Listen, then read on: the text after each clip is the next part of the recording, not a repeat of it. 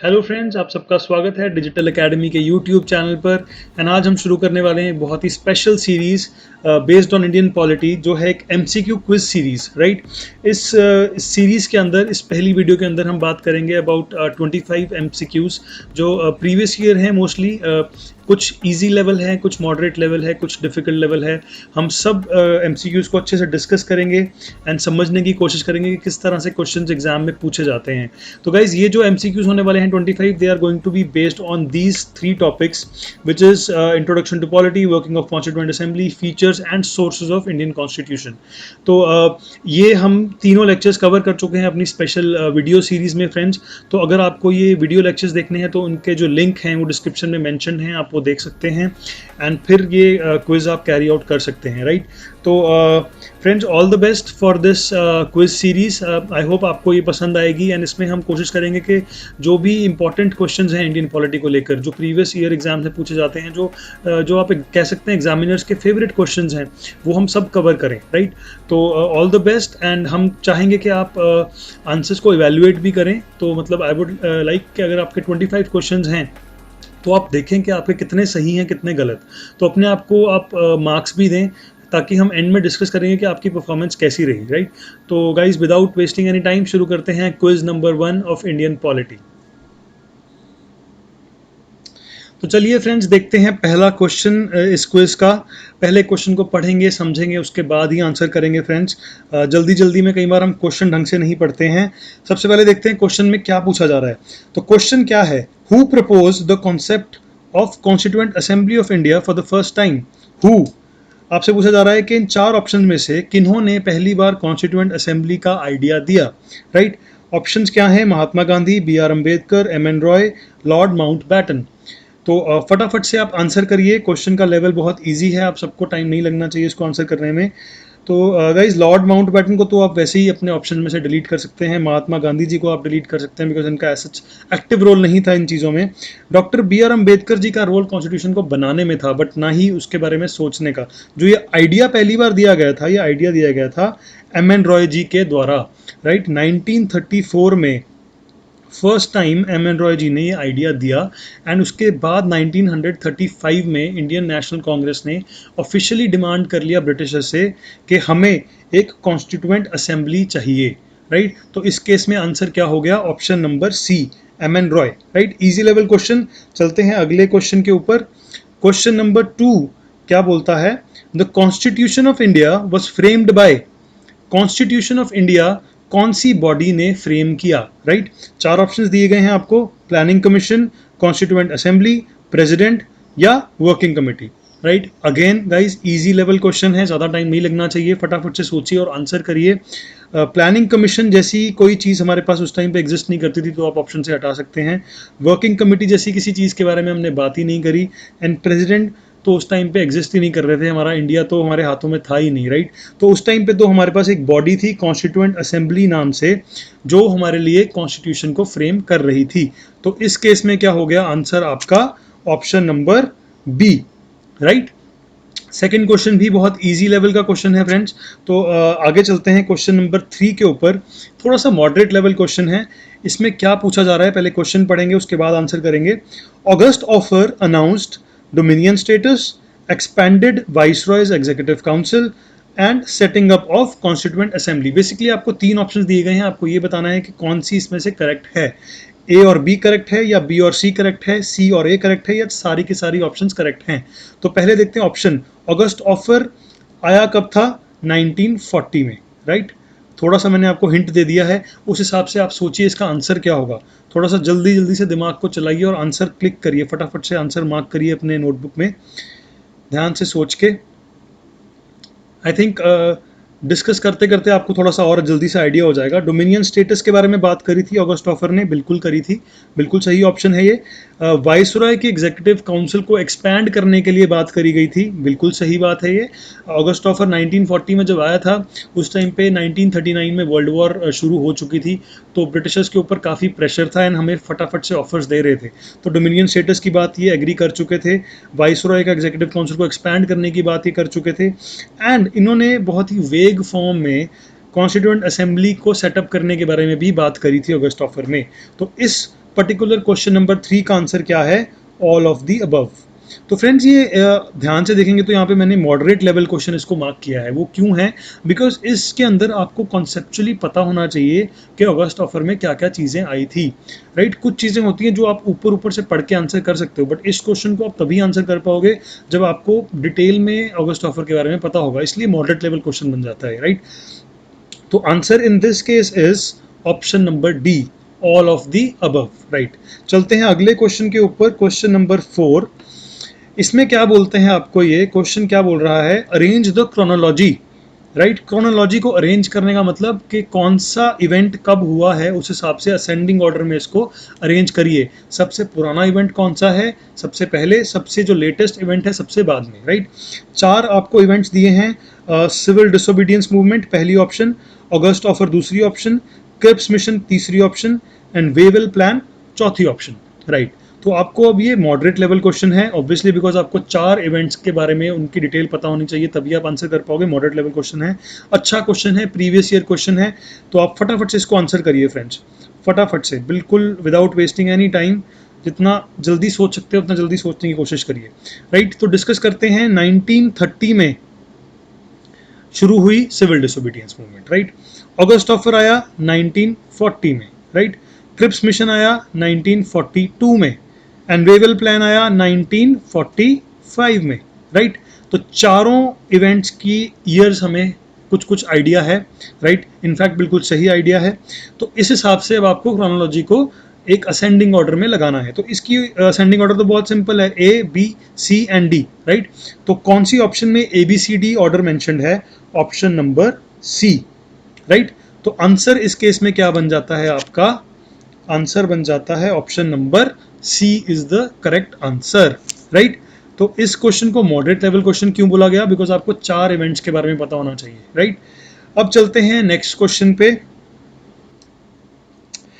चलिए, question number 5 बोलता है Cripps mission gave the powers to make Indian constitution completely by Indians, option A, a concrete plan for constituent assembly, option B, options for provinces to have separate constitution, option number C, right?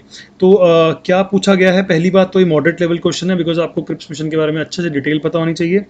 ये बोल रहा है कि जैसे अभी हमने एक अगस्त offer वाला क्वेश्चन किया था, सिमिलर क्वेश्चन ही है ये, बट इस बार ये आपसे पूछ रहा है features of Cripps mission, right? Cripps mission आया कब था? 1942 में, राइट? तो इंडिया का जो कॉन्स्टिट्यूशन है कंप्लीटली वो इंडियंस ही बनाए। तो ये चीज़ के बारे में बात करी गई थी या नहीं करी गई थी क्रिप्स मिशन में? बिल्कुल करी गई थी गाइस। तो ये ऑप्शन बिल्कुल करेक्ट है।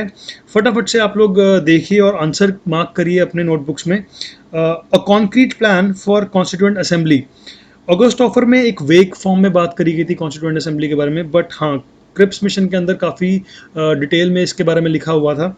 तो कॉन्क्रीट प्लान बिल्कुल सही option. Options for provinces to have separate constitution, ये बिल्कुल सही ऑप्शन है। देखिए, क्रिप्स मिशन 1942 के अंदर प्रोविंशियल स्टेट्स को एक ऑप्शन दे दी गई थी कि आप तो या तो आप एक सेपरेट नेशन बन जाएं एंड अपना अलग से कॉन्स्टिट्यूशन बना लें, अपना अलग से संविधान बना लें, या फिर आप इंडिया को ज्वाइन कर लें, उनके कॉन्स्टिट्यूशन का हिस्सा बन जाएं, उनकी कंट्री का हिस्सा बन जाएं।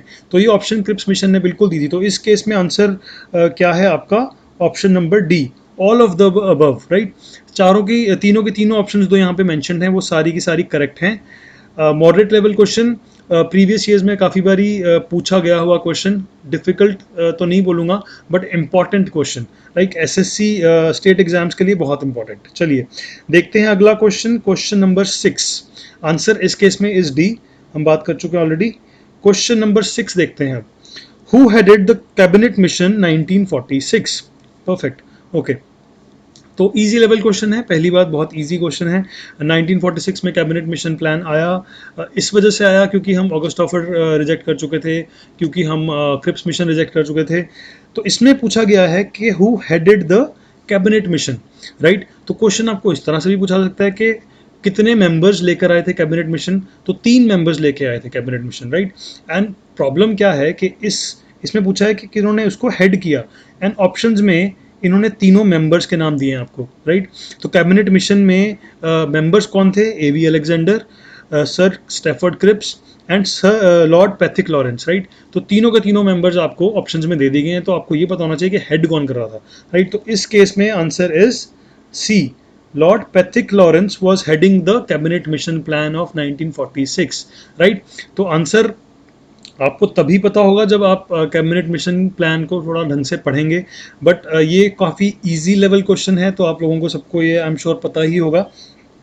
एंड आई होप 6 में से लगभग आपके 3 से 4 अभी तक करेक्ट हो चुके होंगे। अब देखते हैं अगला क्वेश्चन, क्वेश्चन नंबर 7। पढ़ते हैं क्वेश्चन को। Who was the prime minister of England, who was the prime minister of England at the time when Indian Independence Act 1947 was declared। ध्यान से पढ़िए question. Who was the Prime Minister of England? England के प्रधानमंत्री कौन थे जिस वक्त Indian independence act 1947 का डिक्लेयर किया गया था। अब देखते हैं ऑप्शंस क्या हैं। Option number A Lord Mountbatten, option number C sir Clement Attlee, option number B was sir Clement Attlee, option C Linlithgow and D none of the above, right. तो 4 ऑप्शन में से कौन सी है सही ऑप्शन? बहुत easy level question है, आप लोगों को पता होना चाहिए, फटाफट से आंसर करिए। Answer of this question is option number B. Option number B क्या है? Sir Clement Attlee, right. Simple question है, फैक्चुअल क्वेश्चन है, इजी लेवल क्वेश्चन है। अगर आपने अच्छे से पढ़ा है पॉलिटी को तो आप बहुत ही आसानी से इसको आंसर कर सकते हो। फैक्चुअल क्वेश्चन है, सबसे बड़ी बात, राइट। चलते हैं अगले क्वेश्चन पे, क्वेश्चन नंबर 8। क्वेश्चन नंबर 8 क्या पूछ रहा है हमसे? When did the Indian constituent assembly meet for the first time, right. बहुत ही basic level question, simple question. When did the Indian constituent assembly meet for the first time. तो आप confuse नहीं होना है, इसमें ये नहीं पूछा है कि कॉन्स्टिट्यूएंट असेंबली का गठन कब हुआ, इन्होंने ये पूछा है गठन होने के बाद पहली मीटिंग कब रखी गई, पहली बार कॉन्स्टिट्यूएंट असेंबली कब मिले, आपस में वो लोग कब मिले, राइट। तो ऑप्शंस क्या दिए हैं? 26th of Jan 1950, 15th August 1947, 9th of December 1946 and 19th November 1949। तो आपको ये तो पता ही है कि कॉन्स्टिट्यूएंट असेंबली का गठन 1946 में हुआ, राइट। तो अब ये थोड़ी सी कॉमन सेंस वाला क्वेश्चन है, बिकॉज इसमें जो ईयर्स दिए हुए हैं ये बहुत ही वेग ईयर्स दिए हुए हैं, राइट। बहुत देर बाद के 1946 में गठन हो चुका था, तो 1 साल तो नहीं लगेगा फर्स्ट मीटिंग करने में, राइट। 2 साल भी नहीं लगेंगे, 3 साल तो कभी भी नहीं लग सकते, राइट। तो इस केस में answer is option number C. 9th of December को फर्स्ट टाइम ये लोग मिले, कॉन्स्टिट्यूएंट असेंबली की फर्स्ट मीटिंग हुई 9th ऑफ दिसंबर को। एंड इस दिन एक और भी बहुत इंपॉर्टेंट एक्टिविटी हुई थी जो अभी हम आगे डिस्कस करेंगे, राइट। तो question number 8 again easy level question. चलते हैं अगले क्वेश्चन पे। Answer is C. Question number 9। Who of the following moved the objective resolution in the constituent assembly। out of these 4 people कौन थे वो जिन्होंने ऑब्जेक्टिव रेजोल्यूशन को मूव किया या पास किया या उसको लेकर आए कॉन्स्टिट्यूएंट असेंबली के अंदर प्रेजेंट किया, राइट। 4 ऑप्शंस हैं, B R Ambedkar, Jawaharlal Nehru, Rajendra Prasad, C D Deshmukh, right. तो पहली बात इजी लेवल क्वेश्चन। क्यों easy level question? Because factual question है। इसके ऊपर मैं आपसे एक और क्वेश्चन पूछ लेता हूं। चलिए, ऑब्जेक्टिव रेजोल्यूशन के आधार पे क्या चीज बनाई गई, राइट। ये आंसर भी आपको मैं अभी दूंगा थोड़ी देर में, बट पहले इस क्वेश्चन के ऊपर बात करते हैं, क्वेश्चन नंबर 9 के ऊपर। Who of the following moved the objective resolution. Objective resolution move किया गया था बाय पंडित जवाहरलाल नेहरू। अगला क्वेश्चन इसके ऊपर जो मैं आपसे पूछ रहा हूं, ऑब्जेक्टिव रेजोल्यूशन के आधार पे क्या चीज बनाई गई? प्रियम्बल। इसके बाद एक और क्वेश्चन मैं आपसे इसी के ऊपर पूछता हूं, पंडित जवाहरलाल नेहरू जी ने ऑब्जेक्टिव रेजोल्यूशन किस दिन मूव किया? आंसर क्या है? आंसर आप लोगों को बताना है मेरे को। ये आंसर आप लोग अपने नोटबुक में लिख के रखिए, मैं डिस्क्रिप्शन में इसका आंसर मेंशन करूंगा, राइट। चलिए नेक्स्ट क्वेश्चन देखते हैं। इस केस में answer is option number B. चलते हैं आगे क्वेश्चन नंबर 10 के ऊपर। ओके तो ये अभी आप लोगों के लिए पहला एक डिफ़िकल्ट लेवल क्वेश्चन आया है, तो आपने घबराना नहीं है, पहले समझेंगे क्वेश्चन को, उसके बाद देखते हैं क्या है आंसर। क्वेश्चन नंबर 10 बोल रहा है, consider the following statements regarding the composition of constituent assembly. Consider the following statements regarding the composition of constituent assembly. Constituent assembly के बारे में कुछ बातें लिखी हुई हैं, हमें ये देखना है कि वो बातें सही हैं या नहीं हैं, राइट। तो पहली चीज क्या बोल रहे हैं वो, the representatives were to be elected from 4 constituents, Hindu, Muslim, Sikh and Christians. Okay, next point, the chairman of union power committee was Sardar Vallabhbhai Patel. Okay. अगला point, the total strength of the Constituent Assembly was 389. Okay. The drafting committee under the chairmanship of Dr. B.R. Ambedkar consisted of 8 members. Okay. तो अब ये 4 points हैं, 4 points में से हमने देखना है कि कौन से करेक्ट हैं. ओके सबसे पहले आप सोचिए एंड आंसर करिए, उसके बाद मैं आपको एक्सप्लेनेशन के उस पर लेकर चलूँगा एंड आई विल ट्राई कि आपको ये बहुत ईजी से समझ में आए पॉइंट. चलिए फटाफट से आंसर करिए फ्रेंड्स, आपको इतना टाइम नहीं लगना चाहिए बिकॉज पॉलिटी एक फैक्चुअल सब्जेक्ट है, इसमें ज़्यादा टाइम आपको नहीं लेना चाहिए. आप ये जो टाइम बचाएंगे यहाँ पे आप बाकी सब्जेक्ट्स में यूटिलाइज कर सकते हैं. तो ऑप्शन क्या होना चाहिए? ए ऑप्शन बोल रहा है कि चारों करेक्ट हैं, बी ऑप्शन बोल रहा है 1, 2 और 4 करेक्ट हैं, सी ऑप्शन बोल रहा है सिर्फ 3 करेक्ट है एंड डी ऑप्शन बोल रहा है सिर्फ 1 करेक्ट है. तो चलिए अब देखते हैं, डिस्कस करते हैं इसको. नीचे से शुरू करते हैं. ऑप्शन नंबर 4 में बोल रहा है कि drafting committee was under the chairmanship of doctor B.R. Ambedkar. Okay मेरे हिसाब से ये बिल्कुल सही है एंड आपके हिसाब से भी ये सही होगा. आप मेरे साथ एग्री करेंगे कि ड्राफ्टिंग कमेटी के जो चेयरमैन थे वो B.R. अम्बेडकर जी थे. बिल्कुल सही. Consisted of 8 members. यहाँ पे प्रॉब्लम है राइट. 8 मेंबर्स नहीं थे. कितने मेंबर्स थे ड्राफ्टिंग कमेटी के अंदर? 7. तो ये ऑप्शन क्या हो गई? गलत. तो जहाँ जहाँ पे भी 4 आ रहा है वहाँ पे हम करेक्ट बोल सकते हैं कि ये तो ऑप्शन खराब है राइट. तो ए ऑप्शन भी गई, बी ऑप्शन भी गई. तो अब हमें देखना है या तो 1 सही है या 3 सही है राइट. तो अब ये थोड़ा सा और कंफ्यूजिंग है बिकॉज 1 ऑप्शन जो है वो सबसे टिपिकल ऑप्शन है. Option number 3, the total strength of constituent assembly was 389. क्या ये सही है? क्या ये पॉइंट सही है? क्या हमारी टोटल स्ट्रेंथ 389 ही थी? तो जिन लोगों ने लेक्चर देखा है, जिन लोगों ने पॉलिटी पढ़ी है, वो इस चीज़ को एग्री करेंगे कि ये बिल्कुल सही पॉइंट है राइट. तो अभी के लिए हमारे पास आंसर क्या बन गया? हमें ऊपर वाली ऑप्शन पे जाने की ज़रूरत ही नहीं पड़ी राइट. मैंने आपको इस तरह से क्वेश्चन अटेम्प्ट करना क्यों दिखाया है बिकॉज 90% ऑफ टाइम होता क्या है कि हमें एक ऑप्शन नहीं आ रही होती एंड हम कंफ्यूज हो जाते हैं कि इसका तो आंसर मैं कर ही नहीं पाऊंगा राइट. बट इस केस में आपने देखा हमने हल्का सा चेंज किया सिस्टम में, हमने नीचे से पढ़ना शुरू कर दिया तो हमें आसानी से पता चल गया कि आंसर क्या है राइट. हालांकि आपको फर्स्ट ऑप्शन के बारे में बिल्कुल आइडिया नहीं था तब भी आप इसको आंसर करेक्टली कर पाए. तो पहले ऑप्शन में क्या बोल रहा है? The representatives were to be elected from 4 constituents. Actually 4 constituents नहीं थे. इसके अंदर सिर्फ मुस्लिम एंड सिख कम्युनिटीज़ का था, ना क्रिश्चियन मेंशन था ना हिंदू राइट. तो ये एक चीज़ थी जो आपको पकड़नी थी फर्स्ट ऑप्शन के अंदर. The chairman of union power committee was Sardar Vallabh Bhai Patel. ये भी इनकरेक्ट ऑप्शन है. चेयरमैन कौन थे यूनियन पावर कमेटी के? ये थे जवाहरलाल नेहरू जी. ठीक है. तो इसलिए ऑप्शन नंबर 2 भी इनकरेक्ट बताई गई है, 1 भी इनकरेक्ट है, 4 भी इनकरेक्ट है. इसलिए आंसर क्या बनता है आपका? Option number C. थोड़ा सा टिपिकल क्वेश्चन है तो आई होप आपको ज़्यादा मुश्किल नहीं लगा होगा. अगर आपको ज़्यादा मुश्किल लगा है तो गाइज प्लीज़ आपको रिवीजन की थोड़ी सी ज़रूरत है. आप प्लीज़ रिवाइज करिए, आपको ये क्वेश्चन इतना मुश्किल नहीं लगेगा. चलिए आगे चलते हैं क्वेश्चन नंबर 11 पे.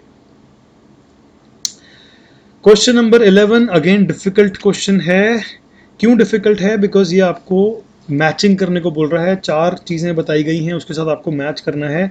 बेसिकली क्वेश्चन क्या है? कॉन्स्टिट्यूएंट असेंबली कमेटी और उनके चेयरमैन की लिस्ट दी हुई है. आपको ये बताना है कि कौन सी कमेटी के चेयरमैन कौन थे, आपको मैच करना है राइट. ठीक है. तो फटाफट से आप देखिए क्वेश्चन को, आंसर करिए, मैच करने की कोशिश करिए. स्टीयरिंग कमेटी के चेयरमैन कौन थे?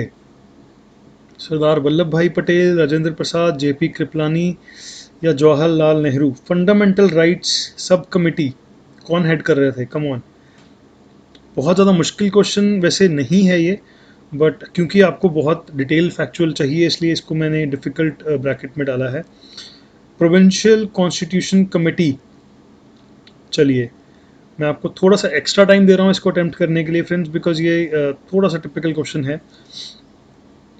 इसका आंसर मैं आपको डायरेक्टली बताता हूँ, बहुत सिंपल है. जैसे ही आप देखेंगे आपको अपनी मिस्टेक समझ में आ जाएगी. Answer is C. C option क्या है? ध्यान से देखें. 2, 3, 4, 1. स्टीयरिंग कमेटी को मैच करना है हमने. 2, 3 फंडामेंटल राइट सब कमेटी को हमने मैच करना है जेपी कृपलानी.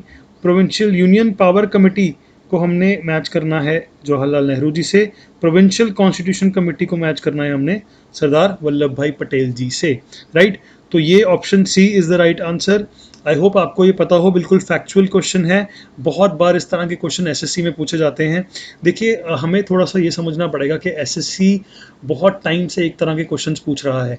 अब धीरे धीरे एसएससी अपने क्वेश्चंस को चेंज कर रहा है, रिफर्बिश कर रहा है, थोड़े से हाई लेवल के क्वेश्चंस पे जा रहा है, राइट।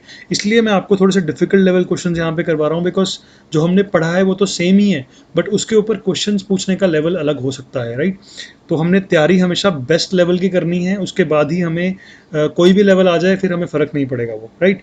चलते हैं अगले क्वेश्चन पे, question number 12, moderate level question. Consider the following statements, दो स्टेटमेंट्स हमें दी गई हैं, हमें वो पढ़नी है। स्टेटमेंट नंबर 1 क्या बोल रही है, doctor Sachchidananda Sinha was elected as temporary president of constituent assembly. Okay. H C Mukherjee was elected as the vice president of constituent assembly. तो दो बातें बोल रहे हैं सच्चिदानंद सिन्हा जी के बारे में कि उनको टेम्पररी प्रेसिडेंट इलेक्ट किया गया था, और एच.सी. मुखर्जी को वाइस प्रेसिडेंट इलेक्ट किया गया था। अब हमें ये बताना है कि कौन सी ऑप्शन इनमें से सही है, राइट। तो क्या लग रहा है आपको आंसर, फटाफट से आंसर करिए फ्रेंड्स। आपको मैं बहुत ही छोटा सा टाइम दे रहा हूँ आंसर करने के लिए। मॉडरेट लेवल क्वेश्चन है, इजी लेवल क्वेश्चन है। डॉक्टर सच्चिदानंद सिन्हा जी को टेम्पररी प्रेसिडेंट इलेक्ट किया गया, बिल्कुल सही ऑप्शन है ये। कब इलेक्ट किया गया, जब फर्स्ट टाइम कॉन्स्टिट्यूएंट असेंबली मिली। फर्स्ट टाइम कॉन्स्टिट्यूएंट असेंबली कब मिली थी, 9 दिसंबर को। कॉन्स्टिट्यूएंट असेंबली का संगठन किस दिन हुआ था, 6 दिसंबर को, राइट। तो वो क्रोनोलॉजी जो हमने अपने लेक्चर्स में पढ़ी है वो आपको अच्छी तरह से पता होनी चाहिए। इजी क्वेश्चन था, इजी ऑप्शन है Sachchidanand Sinha ji, correct option. H C. Mukherjee, correct option. इनको vice president of the constituent assembly elect किया गया था, राइट। तो ऑप्शंस आपको क्लियरली पता है कि दोनों करेक्ट हैं, तो आंसर क्या होना चाहिए, option number C, right. Both 1 and 2 statements are correct. चलिए मॉडरेट लेवल क्वेश्चन था, चलते हैं अगले क्वेश्चन पे, question number 13। Who among the following was not a member of the drafting committee of the Constitution of India? चार options आपको दी गई हैं, इन चारों में से पूछ रहे हैं कि कौन थे वो व्यक्ति जो ड्राफ्टिंग कमेटी के मेंबर नहीं थे। ऑप्शंस देख लेते हैं पहले। बी आर अम्बेडकर जी, के एम मुंशी जी, कृष्ण स्वामी अय्यर जी और महात्मा गांधी जी। चलिए easy question, right. Answer simple है, D option. Mahatma Gandhi ji constitution की ड्राफ्टिंग कमेटी का हिस्सा नहीं थे, हालांकि वो कॉन्स्टिट्यूशन को बनाने में भी उनका कोई एक्टिव रोल नहीं था। तो इजी क्वेश्चन है, आंसर क्या बनता है आपका, सीधा ऑप्शन नंबर डी। तो जब भी आपसे ये क्वेश्चन पूछा जाता है कि कॉन्स्टिट्यूशन के अंदर महात्मा गांधी जी का कुछ रोल था या नहीं, आपको क्लियरली पता होना चाहिए कि एज सच कोई रोल उनका डायरेक्टली इन्वॉल्व नहीं थे वो कॉन्स्टिट्यूशन बनाने में। उन्होंने किसी भी कमेटी का पार्ट नहीं बने, वो स्पेसिफिकली ड्राफ्टिंग कमेटी का तो बिल्कुल भी नहीं, राइट। तो option number D correct answer है। चलते हैं अगले क्वेश्चन पे, question number 14। Again moderate level question है। ओके तो इसमें ये दो वर्ड्स बता रहे हैं आपको, असर्शन है और एक रीज़न है। पहली बात, इसका मतलब क्या है, ये क्वेश्चन बहुत बच्चों को कंफ्यूज करता है, मुझसे बहुत बार बच्चे पूछ चुके हैं इसका मतलब क्या है सर, असर्शन का मतलब कैसे है, क्या समझना है। देखिए असर्शन होती है simple fact, right. Assertion is something which is 100% true and आपको एक फैक्चुअल स्टेटमेंट लिखी गई है, दैट इज असर्शन, राइट। अब इसमें क्या पूछा जा रहा है, क्या बोला जा रहा है असर्शन में, इसने एक स्टेटमेंट लिख के दी है हमें, the constitution of India is the lengthiest constitution in the world, right. इन्होंने क्या किया, एक फैक्ट मेंशन कर दिया, राइट, कि कॉन्स्टिट्यूशन ऑफ इंडिया जो है वो लेंथीएस्ट रिटन कॉन्स्टिट्यूशन है, हालांकि रिटन यहाँ पे मेंशन नहीं है, बट लेंथीएस्ट कॉन्स्टिट्यूशन है वर्ल्ड का। अब ये बोल रहा है कि क्या जो मेंशन, ये फैक्ट मैंने यहाँ मेंशन किया है, इसका रीज़न क्या जो नीचे मेंशनड है वो है या वो नहीं है, राइट। अब नीचे जो रीजन मेंशन है वो देखते हैं, रीजन क्या है। रीजन में ये बोल रहा है, the chapter on fundamental rights has been borrowed from the model of American constitution. Okay, तो पहले तो ये देखते हैं क्या ये जो बोल रहा है ये सही है, क्या चैप्टर ऑन फंडामेंटल राइट्स बोरो किया था हमने अमेरिकन कॉन्स्टिट्यूशन से, जी बिल्कुल सही, राइट। तो ऑप्शन जो असर्शन है वो भी बिल्कुल फैक्चुअल है, जो रीज़न है वो भी बिल्कुल फैक्चुअल है, दोनों चीज़ें सही हैं। बट क्या जो असर्शन है उसका जो कारण है वो नीचे मेंशन्ड है, क्या हमारे लेंथीएस्ट रिटन कॉन्स्टिट्यूशन होने की वजह यह है कि हमने फंडामेंटल राइट अमेरिका से बोरो करे थे, नहीं, राइट। ये तो सही नहीं है। तो इस केस में चार ऑप्शंस आपको दिए जाते हैं। ऑप्शन नंबर 1 क्या है, both A and R are correct and R is the correct explanation of A. तो ये बोल रहा है कि दोनों स्टेटमेंट जो यहाँ मेंशन है वो दोनों सही हैं, और जो आर में हमने रीजन दिया है वो सही रीजन दिया है, बिल्कुल करेक्ट एक्सप्लेनेशन है। ओके, अगला पॉइंट बोल रहा है कि both A and R correct but R is not the correct explanation. वो बोल रहा है कि स्टेटमेंट्स तो हालांकि सही है, बट ये रीजन नहीं था कि हमने बोरो किया था अमेरिका से, इसलिए हमारा लैंडियस कॉन्स्टिट्यूशन बन गया। ओके, सी ऑप्शन क्या बोल रही है, A is true but R is false. D option क्या बोल रही है, A is false but R is true. Okay, तो अब हमने क्वेश्चन समझा है। ये क्वेश्चन में आपको फिर से थोड़ा सा टाइम देता हूँ, वक्त देता हूँ, आप अटेम्प्ट करिए इस क्वेश्चन को। थोड़ा सा moderate too difficult level question है ये, आपको मज़ा आएगा इसको अटेम्प्ट करने में। फटाफट से पढ़िए एंड अटेम्प्ट करिए, क्वेश्चन का आंसर मार्क करिए अपनी नोटबुक में। कौन सी ऑप्शन इसमें सही है, choose the correct answer using the code given below. चलिए फटाफट से। तो गाइज इसका answer is option number B, both A and R correct. मैंने अभी बात करी कि constitution of India is lengthiest constitution in the world, बिल्कुल सही बात है। एंड फंडामेंटल राइट्स हमने अमेरिका से बोरो किए, बिल्कुल बिल्कुल सही बात है। तो इसमें क्या चीज़ हो गया, both options are correct but R is not the correct explanation of A, right. जो रीज़न है वो रीज़न करेक्ट एक्सप्लेनेशन नहीं है, राइट। तो इसलिए आंसर क्या बन गया, option number B, right. I hope ये आपको समझ में आया होगा क्वेश्चन। इस तरह के क्वेश्चन थोड़े से डिफिकल्ट लेवल के होते हैं, तो हमें बट ये नहीं सोचना कि डिफिकल्ट है तो हम छोड़ के आगे बढ़ते हैं, नहीं। हमें 100% एक्यूरेसी पे काम करना है एंड 100% अटेम्प्ट पे भी काम करना है, राइट। चलिए अगला क्वेश्चन थोड़ा सा इजी लेवल, तो आप लोग थोड़ा सा रिलैक्स कर सकते हैं। Question number 15 moderate level. क्या बोल रहा है question, which of the following is not a feature of the Indian constitution. चलिए ऑप्शंस देखते हैं। ये बोल रहा है कौन सा ऑप्शन जो यहाँ पे मेंशन्ड है वो फीचर नहीं है इंडियन कॉन्स्टिट्यूशन का। Option number A written constitution, option number B federalism, option number C sovereignty of parliament and option number D judicial review. ध्यान से पढ़िए क्वेश्चन, कौन सा फीचर जो यहाँ मेंशन्ड है वो इंडियन कॉन्स्टिट्यूशन का फीचर नहीं है, हमारे संविधान का फीचर नहीं है। कौन सा है, क्या हमारे पास रिटन कॉन्स्टिट्यूशन है, क्या हमारा कॉन्स्टिट्यूशन हमें फेडरलिज्म देता है, क्या हमारा कॉन्स्टिट्यूशन हमें सॉवरेनिटी ऑफ पार्लियामेंट देता है, या हमारे पास जुडिशियल रिव्यू का फीचर है या नहीं है, राइट। फटाफट से आंसर करिए फ्रेंड्स। मॉडरेट लेवल क्वेश्चन है, थोड़ा सा आसान लेवल है, जो हमने प्रीवियस क्वेश्चंस करे हैं उससे थोड़ा सा इजी है, आपको आना चाहिए ये क्वेश्चन। आई होप आपको जो मैं वक्त दे रहा हूँ क्वेश्चन करने के लिए वो सफिशेंट है, बिकॉज मैं चाहता हूँ अपना दिमाग भी लगाएं अच्छी तरह से, उसके बाद आंसर करें, राइट। तो डिस्कस करते हैं फ्रेंड्स। रिटन कॉन्स्टिट्यूशन है हमारे पास, बिल्कुल सही, we have written constitution. Federalism हमारे पास है, बिल्कुल सही, हमारे पास फेडरलिज्म का मिक्स है काइंड ऑफ। तो फेडरलिज्म अगर ऐसा नहीं बोल सकते कि फेडरलिज्म नहीं है, हमारे पास बिल्कुल है federalism with a unitary bias, right. Federalism हमारे पास बिल्कुल है। सॉवरेनिटी ऑफ पार्लियामेंट, इसको समझना पड़ेगा।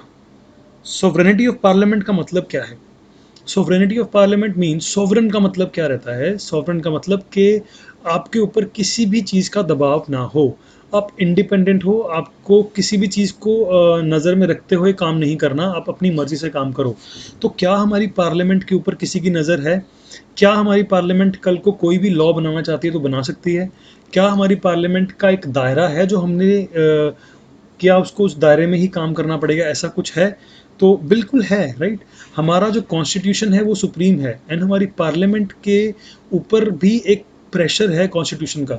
कल को ऐसा भी कोई लॉ नहीं बना सकती हमारी पार्लियामेंट जो हमारे कॉन्स्टिट्यूशन को वायलेट करे या हमारे कॉन्स्टिट्यूशन के राइट्स जो हमें दिए हुए हैं उनके खिलाफ जाए, राइट। या कॉन्स्टिट्यूशन में कुछ भी मेंशन है उसके खिलाफ जाए। तो सॉवरेनिटी ऑफ पार्लियामेंट हमारे देश में हमारा जो इंडियन कॉन्स्टिट्यूशन है हमें नहीं प्रोवाइड करता। ये सॉवरेनिटी ऑफ पार्लियामेंट कहाँ पे है, ये कहाँ एग्जिस्ट करती है, यूके के अंदर, यूनाइटेड किंगडम के अंदर सॉवरेनिटी ऑफ पार्लियामेंट है। क्यों, क्योंकि वहाँ पे रिटन कॉन्स्टिट्यूशन नहीं है। जहाँ पे भी रिटन कॉन्स्टिट्यूशन होता है वहाँ पे यूजुअली वो जो कॉन्स्टिट्यूशन होता है वो supreme law of the land होता है एंड हमारे केस में भी supreme law of the land constitution है। इसलिए हम बोल रहे हैं कि sovereignty of the parliament is not existing, right. Judicial review बिल्कुल है हमारे पास। तो आंसर इस केस में बहुत सिंपल, अब आपको पता चल गया होगा।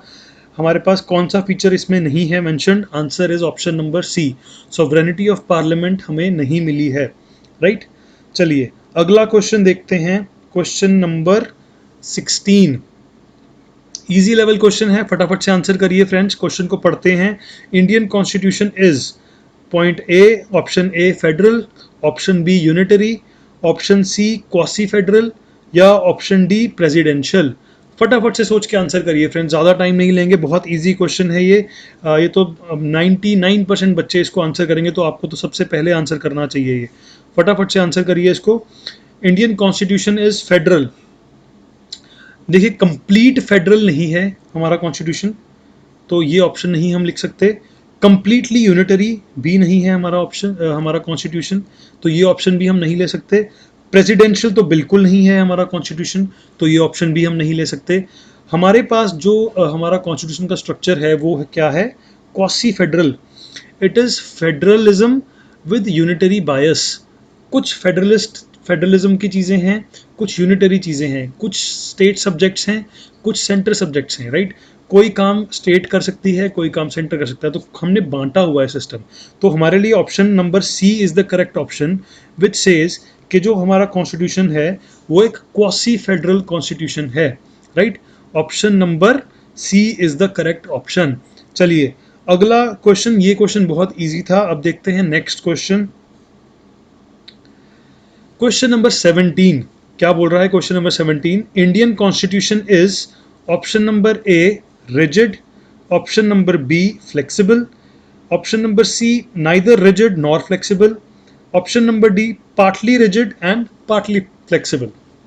तो चलिए पहले आप क्वेश्चन को ध्यान से पढ़िए एंड समझिए, उसके बाद आंसर करने की कोशिश करिए।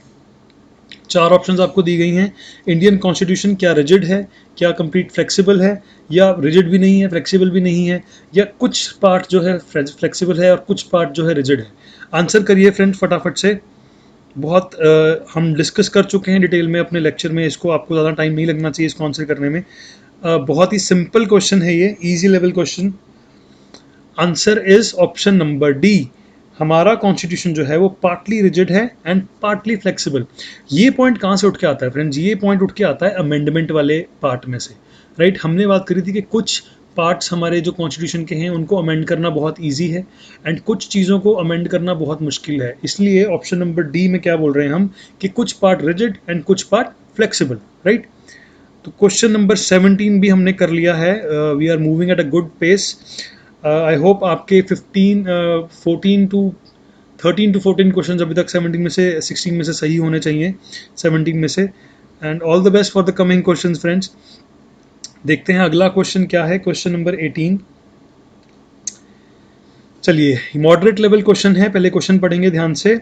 इंडियन कॉन्स्टिट्यूशन इज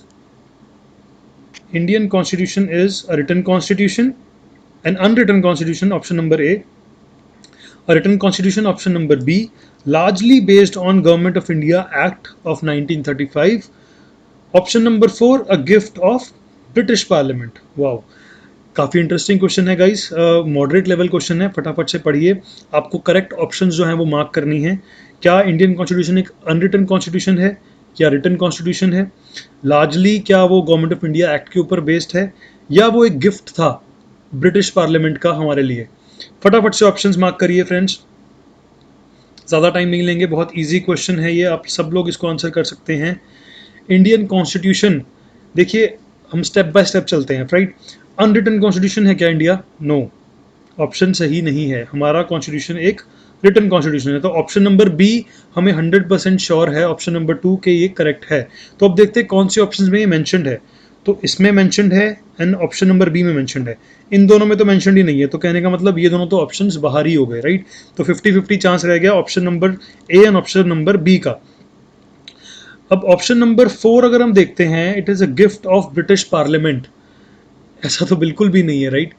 ये ब्रिटिश पार्लियामेंट ने गिफ्ट तो दूर की बात, हमें तो अपना कॉन्स्टिट्यूशन बनाने में इतना ज़्यादा मुश्किल आई, इतनी ज़्यादा बार हमें डिमांड रखनी पड़ी। ब्रिटिशर्स तो चाहते ही नहीं थे कि हम अपना कॉन्स्टिट्यूशन बनाएं। अगर हमारी जो फ्रीडम मूवमेंट थी वो इतने ज़ोरों शोरों से ना चल रही होती तो हमारे पास कभी भी इंडियन कॉन्स्टिट्यूशन ना होता। एंड अगर वर्ल्ड वॉर 2 का प्रेशर भी ब्रिटेन के ऊपर उस टाइम पे ना पड़ रहा होता तो शायद ये सिचुएशंस कभी ना हमें देखने को मिलती। तो ऑप्शन नंबर 4 भी इनकरेक्ट है, option number 2 and 3 are correct options, तो आपका आंसर क्या बन जाता है? Option number B, right. तो देखते हैं आंसर क्या है इस क्वेश्चन का। Indian constitution is a written constitution and largely based on government of India act of 1935। Government of India act के बारे में हमने एक बात करी थी कि जब हम अपना कॉन्स्टिट्यूशन बना रहे थे, कॉन्स्टिट्यूशन बनने से पहले हमारा जो लॉ ऑफ द लैंड था वो गवर्नमेंट ऑफ इंडिया एक्ट 1935 था, इसलिए वो प्रेवेलेंट एक्ट था उस टाइम पे, उसके हिसाब से हमारी ज़िंदगी चल रही थी। इसलिए हमने बहुत सारे फीचर्स 1935 के गवर्नमेंट ऑफ इंडिया एक्ट से डायरेक्टली उठा लिए थे, राइट। इसलिए यहाँ पे लिखा गया है largely based on the government of India act, which is very correct. चलिए अगला question, question number 19, moderate level question है फ्रेंड्स। अगेन पहले क्वेश्चन पढ़ते हैं, उसके बाद आंसर करेंगे। Consider the following statements.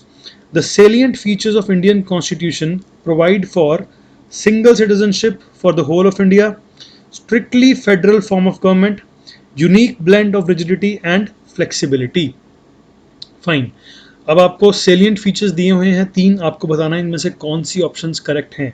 Of the above statements 1, 2 and 3 are correct, 1 और 2 आर करेक्ट, 2 और 3 आर करेक्ट, और 1 एंड 3 आर करेक्ट। चलिए फटाफट से आंसर करिए, कौन सी ऑप्शन इसमें से करेक्ट है। हम अपने फीचर्स ऑफ इंडियन कॉन्स्टिट्यूशन वाली लेक्चर के अंदर अच्छी तरह से इस पॉइंट को डिस्कस कर चुके हैं, तो आई होप आपको ये क्वेश्चन इतना मुश्किल नहीं लगना चाहिए फ्रेंड्स। फटाफट से आप देखिए आंसर, फटाफट से मार्क करिए। इस केस के अंदर आंसर आपका आता है option number D, right. Option number D में क्या बोल रहे हैं हम कि 1 एंड 3 आर करेक्ट।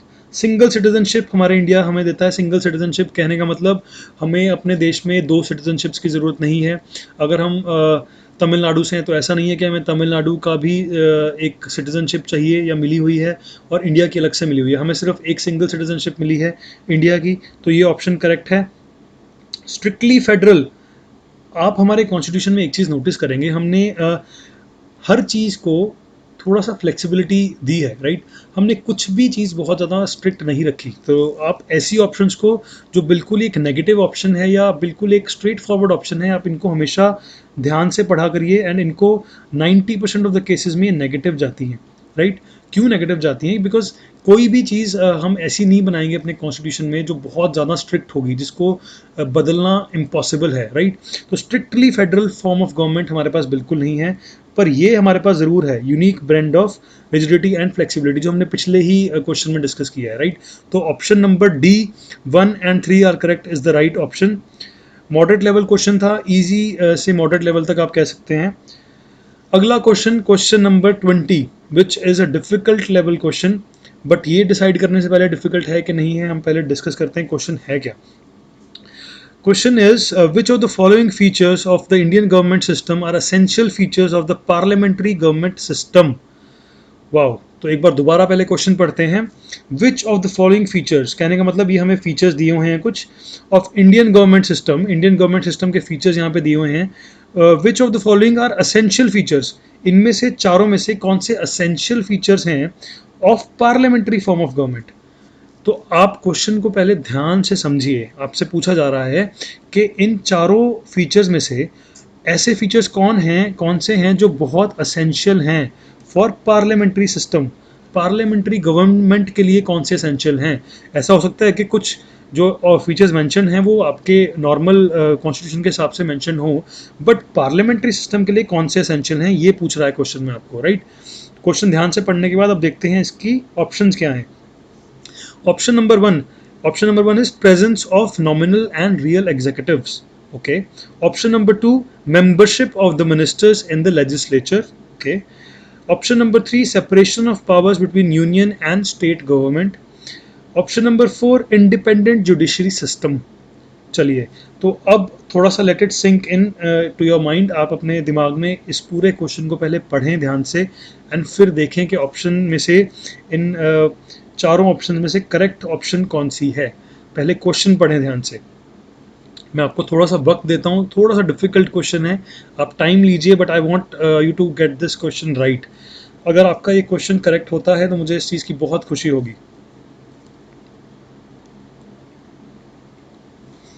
ध्यान से क्वेश्चन को अटेम्प्ट करिए।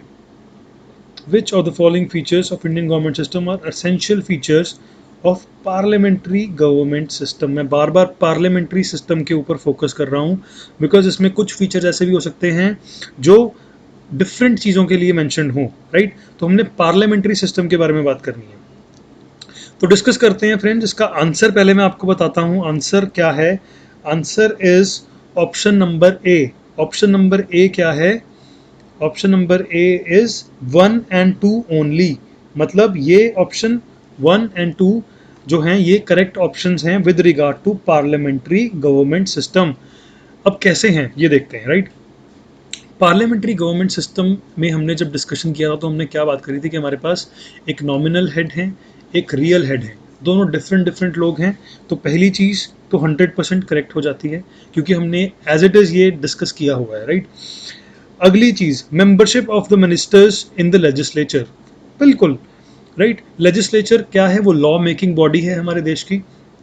उसके अंदर जो मिनिस्टर्स हैं उनकी मेंबरशिप रहती है, उनको इलेक्ट करना पड़ता है। बिल्कुल सही है, पार्लियामेंट्री सिस्टम ऐसे ही काम करता है। लोकसभा है, राज्यसभा है, ये सब चीज़ें हैं, तो ये बिल्कुल सही है। Separation of powers between union and state government. अब देखिए ये एज अ फीचर तो बिल्कुल सही है। हमारे इंडियन कॉन्स्टिट्यूशन ने हमें सेपरेशन ऑफ पावर्स तो दिया है। हमारे पास स्टेट लिस्ट है, यूनियन लिस्ट है, फिर कॉन्करेंट लिस्ट है। बट क्या ये पॉइंट जो है ये पार्लियामेंट्री गवर्नमेंट सिस्टम का है? नहीं। ये जो पॉइंट है it deals with federalism, right. या हमारे पास फेडरलिज्म के कॉन्सेप्ट के साथ काम करता है ये पॉइंट। इंडिपेंडेंट जुडिशरी सिस्टम, ये पार्लियामेंट्री सिस्टम से इसका कोई लेना देना नहीं है इस पॉइंट का। ये एक अदरवाइज फीचर है जो हमारे पास कॉन्स्टिट्यूशन ने हमें दिया है, but it has no relation with parliamentary system. Parliamentary system का जो रिलेशन है वो सिर्फ फर्स्ट एंड सेकंड पॉइंट से ही है, राइट। तो आपके लिए आंसर इसमें क्या होना चाहिए? Option number A, which is 1 and 2 point only are correct. इसके अलावा जो पॉइंट 3 and 4 हैं they are not linked to parliamentary government systems. Perfect. चलिए, तो अब चलते हैं क्वेश्चन नंबर 21 पे। तो ये फैक्ट बेस्ड क्वेश्चन है एंड आई बिलीव थोड़ा सा इजी क्वेश्चन है। अगर आपने पढ़ा होगा तो आप बहुत इजी वे में इसको आंसर कर पाओगे friends. Question number 21 says original constitution of India was published at. ये आपसे जगह पूछ रहा है कि ओरिजिनल कॉन्स्टिट्यूशन ऑफ इंडिया कहाँ पे पब्लिश किया गया था, कौन सी जगह पे। 4 ऑप्शंस आपको दिए गए हैं, दिल्ली, श्रीनगर, अजमेर एंड देहरादून। तो आपको करेक्ट ऑप्शन मार्क करना है, फटाफट से आंसर मार्क करिए। फैक्चुअल क्वेश्चन है तो अगर आपको इसका आंसर पता है, अभी तक आप ऑलरेडी आंसर कर चुके होंगे इसका। फटाफट से सोच के करिए, फटाफट, विदाउट वेस्टिंग एनी टाइम। चलिए, मैं ज़्यादा टाइम नहीं वेस्ट करूंगा फ्रेंड्स इस क्वेश्चन के ऊपर बिकॉज फैक्ट बेस्ड है, बहुत ज़्यादा दिमाग नहीं लगाना चाहिए हमें इसके ऊपर। Answer is D, Dehradun. Dehradun में हमारा ओरिजिनल कॉन्स्टिट्यूशन पब्लिश हुआ था पहली बार, राइट। ये आपको याद करना है, ये फैक्ट बेस्ड क्वेश्चन है, इसके ऊपर कोई लॉजिक नहीं है, ये बस आपको याद रखना पड़ेगा देहरादून, राइट। ऐसे ही 2-3 और क्वेश्चन भी हैं जो काफ़ी बार पूछे जाते हैं इंडियन कॉन्स्टिट्यूशन के रिगार्डिंग। मैं वो भी आपको यहीं पर नोट करवा देता हूँ, अपनी नोटबुक्स में नोट कर लीजिए। बहुत बार क्वेश्चन पूछा जाता है कि जो हमारा भारत का संविधान है उसको लिखा किसने, राइट। कैलीग्राफी किन्होंने करी, लिखा किसने। तो आप उनका नाम लिखिए। उनका नाम है प्रेम बिहारी नारायण रायज़ादा। उनका पूरा नाम है प्रेम बिहारी नारायण रायज़ादा, जिन्होंने कैलीग्राफी करी, जिन्होंने लिखा अपने हाथ से कॉन्स्टिट्यूशन, राइट। इसके बाद क्वेश्चन पूछा जाता है कि जो हमारा कॉन्स्टिट्यूशन का जो कवर है उसको डेकोरेट किया गया था बहुत अच्छे से, फ्लावर पेटल्स के साथ बहुत अच्छे से उसको बनाया गया था। तो वो डेकोरेशन किसने करी, राइट। ये भी फैक्चुअल क्वेश्चन है, ये भी कई बार पूछा जा सकता है एग्जाम में। तो 2 लोग इन्वॉल्व थे इनकी डेकोरेशन में एंड उनका नाम क्या है? राम मनोहर सिन्हा एंड नंदा लाल बोस। तो ये दोनों नाम भी आपको याद रखने हैं कि डेकोरेट हमारा जो कॉन्स्टिट्यूशन है वो किन्होंने किया? राम मनोहर सिन्हा एंड नंदा लाल बोस। मैं फिर से रिपीट कर रहा हूँ, ओके। तो इसके अलावा एक लास्ट क्वेश्चन जो पूछा जा सकता है आपको कॉन्स्टिट्यूशन से रिगार्डिंग, वो ये हो सकता है कि आज की डेट में जो हमारा कॉन्स्टिट्यूशन है, जो हमारा संविधान है, वो हमने एक सेफ केस में रखा है संभाल के, राइट। एक प्रॉपर केस है जिसने उसको अच्छी तरह से कवर करके रखा है। उस केस के अंदर एक स्पेसिफिक गैस है जो जो प्रिवेंट कर रही है हमारे कॉन्स्टिट्यूशन को एज होने में, ख़राब होने में प्रिवेंट कर रही है। तो वो कौन सी गैस है जो हमारी ये हेल्प कर रही है? गैस का नाम है हीलियम, राइट। हीलियम के गैस केस में हमने अपने कॉन्स्टिट्यूशन को रखा है ताकि वो ख़राब ना हो। तो गाइज़, ये कुछ फैक्चुअल क्वेश्चंस हैं जो मैंने इस क्विज़ में नहीं डाले बिकॉज हमने पहले डिस्कस भी नहीं करे थे वो, बट अपार्ट फ्रॉम दैट भी ये मतलब क्वेश्चंस ऐसे हैं जो अब शायद एसएससी इन क्वेश्चन से ऊपर उठ रहा है, थोड़ा सा लॉजिकल क्वेश्चन ज़्यादा पूछ रहे हैं, बट फिर भी मैं चाहता हूँ कि हम सारा चीज़ कवर करके चलें, इसलिए मैं आपको वो नोट करवा रहा हूँ। प्लीज़ आई होप आपने नोट कर लिए हों। अब चलते हैं फ्रेंड्स आगे। क्वेश्चन नंबर 21 हमने ख़त्म कर लिया है, अब चलेंगे क्वेश्चन नंबर 22 पे। Question number 22 says the idea of concurrent list in Indian constitution has been borrowed from। Okay, काफ़ी इजी क्वेश्चन है फ्रेंड्स। हमने एक स्पेशल लेक्चर किया था about sources of Indian constitution में, उसके अंदर हमने अच्छे से सारे सोर्सेज के बारे में बात करी हुई है ऑलरेडी। अगर आपने वो लेक्चर देखा है तो आप अभी तक ये आंसर कर चुके होंगे question. The idea of concurrent list in Indian constitution has been borrowed from USA, Switzerland, USSR और ऑस्ट्रेलिया। तो चार ऑप्शंस दी गई हैं, करेक्ट ऑप्शन आपको मार्क करनी है। फटाफट से सोच के आंसर मार्क करिए। हम देखते हैं करेक्ट आंसर क्या है। Correct answer for this is Australia, right. Option number D is the correct option. जब हम बात कर रहे थे इसके बारे में, हमने याद करने का एक शॉर्ट मेथड भी निकाला था। वो शॉर्ट मेथड क्या था कि जब भी हम देखेंगे कि करंट्स की बात हो रही है कौन करंट में, तो हम याद रख सकते हैं कि कौन सी ऐसी कंट्री है जो चारों तरफ वाटर करंट से घिरी हुई है, राइट। तो वो कंट्री कौन सी है? ऑस्ट्रेलिया। इसलिए option number D is the correct option. अब चलते हैं क्वेश्चन नंबर 23 पे। ये भी इजी लेवल क्वेश्चन है। The federal system of India was inspired by the constitution of the following, right. ये क्वेश्चंस बहुत बार आते हैं friends. Sources of Indian constitution के ऊपर तो मैंने स्पेशल वीडियो बनाई है, इसीलिए बिकॉज ये बहुत फेवरेट टॉपिक है एग्जामिनर्स का। बार बार क्वेश्चंस आते हैं, उन्हीं 15-20 चीज़ों में से बार बार क्वेश्चन आते हैं, तो वो आपने बिल्कुल मिस नहीं करना है। Federal system of India was inspired by constitution of the following. कौन सी कंट्री के कॉन्स्टिट्यूशन से इंस्पायर हुआ फेडरल सिस्टम?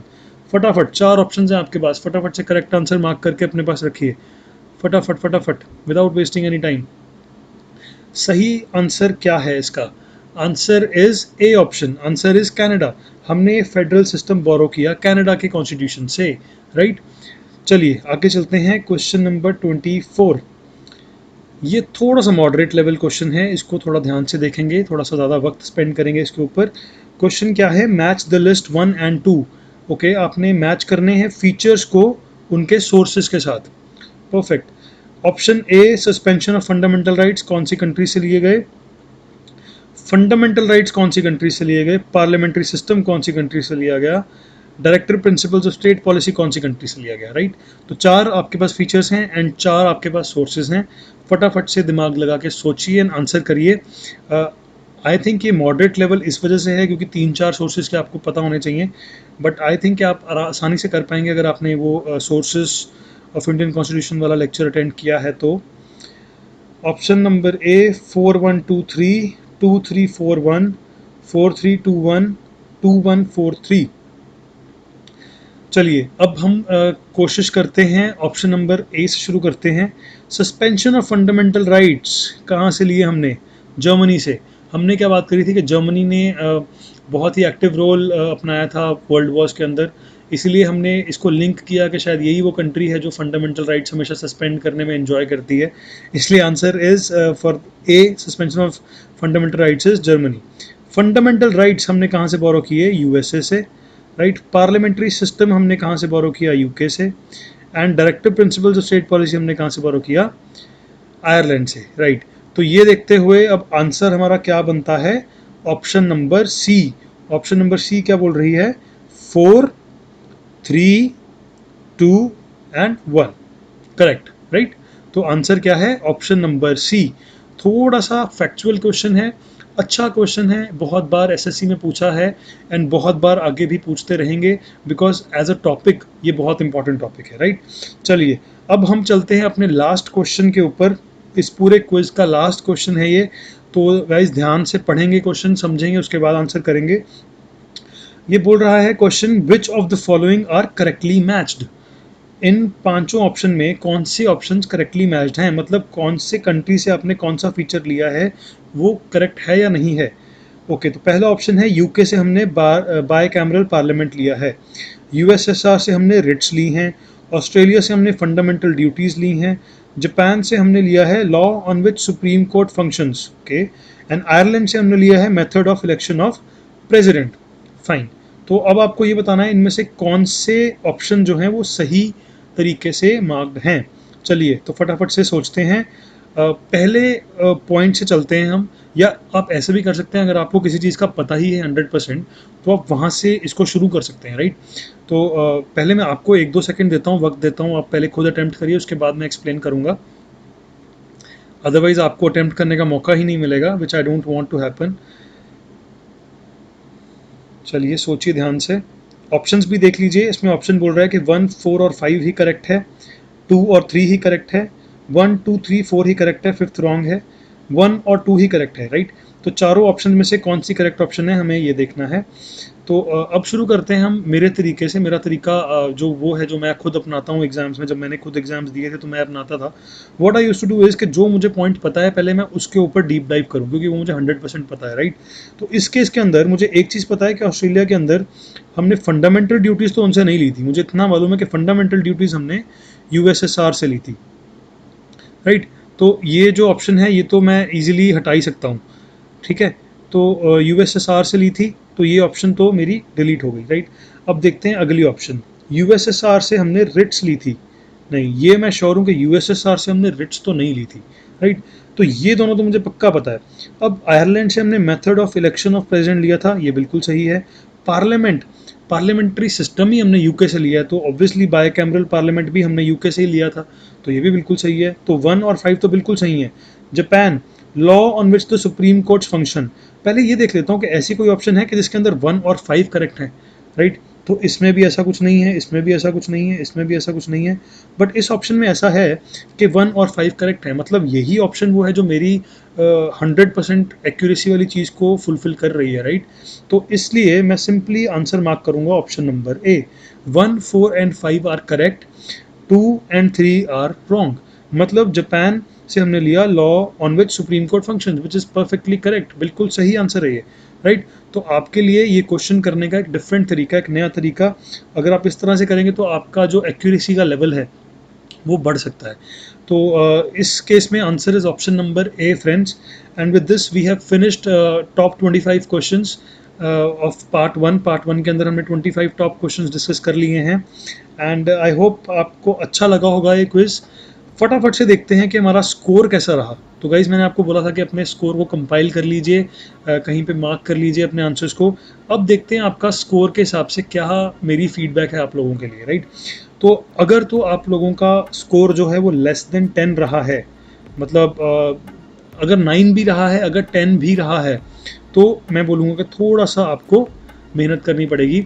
मेहनत से मेरा मतलब है कि आपको लेक्चर्स दोबारा देखने पड़ेंगे, लेक्चर्स के नोट्स बनाने पड़ेंगे, लेक्चर्स आपको अच्छे से रिवाइज करने पड़ेंगे। अगर आपने रिवीजन नहीं करी, आपने पढ़ा हुआ है बट आपने रिवाइज नहीं किया काफ़ी टाइम से, तो आप रिवाइज कर लीजिए। आपका एकदम से स्कोर बढ़ जाएगा, आपका एकदम से इमीडिएट इंक्रीज आ जाएगा स्कोर में।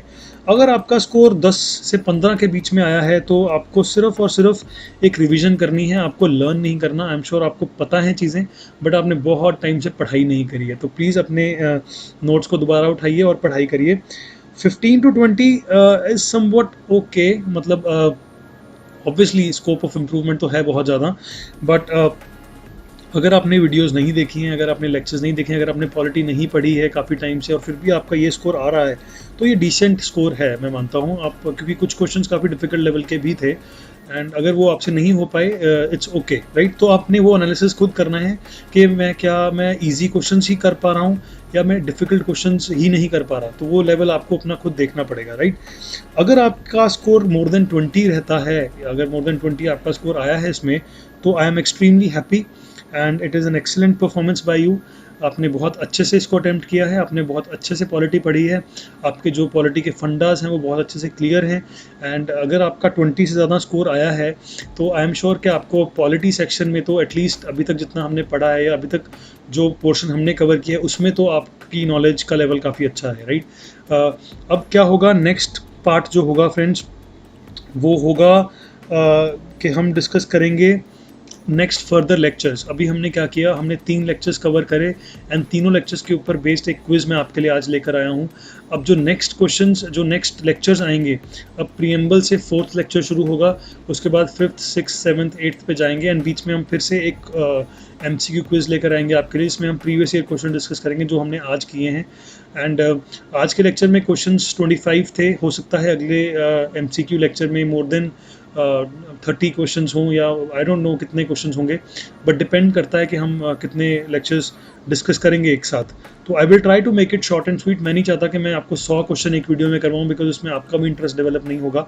तो I hope you enjoyed this quiz, आपका अटेम्प्ट अच्छा रहा होगा, आपका स्कोर अच्छा रहा होगा।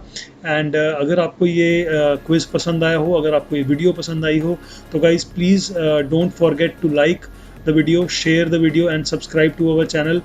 हम ऐसे अटेम्प्ट्स, ऐसे एफर्ट्स आप लोगों के लिए करते रहेंगे। आप हमारा डी अकेडमी के नाम से टेलीग्राम चैनल है, उसके ऊपर आपको इन क्वेश्चंस का PDF मिल जाएगा। तो विद इन अ डे और 2 मैं वो अपलोड कर दूंगा, आप वहाँ से वो PDF से डाउनलोड कर सकते हैं, PDF अपने पास रख सकते हैं। एंड वैसे ही मैं डिफरेंट पार्ट्स के लिए PDFs डालता रहूँगा MCQs की। तो लाइक जब ये कोर्स पूरा ख़त्म होगा तो आई एम एज्यूमिंग कि आपके पास लगभग 300-400 MCQs का एक प्रॉपर एक नोट्स तैयार हो जाएंगे, जो बहुत ही रोबस्ट और बहुत ही इम्पॉर्टेंट नोट्स आपके लिए रेडी हो जाएंगे, जो आपको रिवीजन करते हुए बहुत हेल्पफुल रहेंगे, राइट। आप किसी भी एग्ज़ाम की तैयारी कर रहे हो, इट मे बी SSC हो या स्टेट लेवल एग्ज़ाम हो कोई भी, या अगर आप RRB NTPC के ऊपर फोकस करके बैठे हैं, तो इन तीनों एग्ज़ाम्स, तीनों तरह के एग्ज़ाम्स के लिए वो आपके लिए 100% बेनिफिशियल रहेगा। तो with this guys I would like to thank you all. I hope आपको मज़ा आया होगा। एंड हम जल्दी ही नेक्स्ट वीडियो लेक्चर लेकर आएंगे आपके लिए। प्रीएम्बल के ऊपर एक स्पेशल लेक्चर आएगा अब नेक्स्ट। तो thank you once again, thank you for being patient and thank you for being so nice. काफ़ी सारे अच्छे कमेंट्स आ रहे हैं, we are feeling very positive, बहुत अच्छा लग रहा है। And thank you for your support and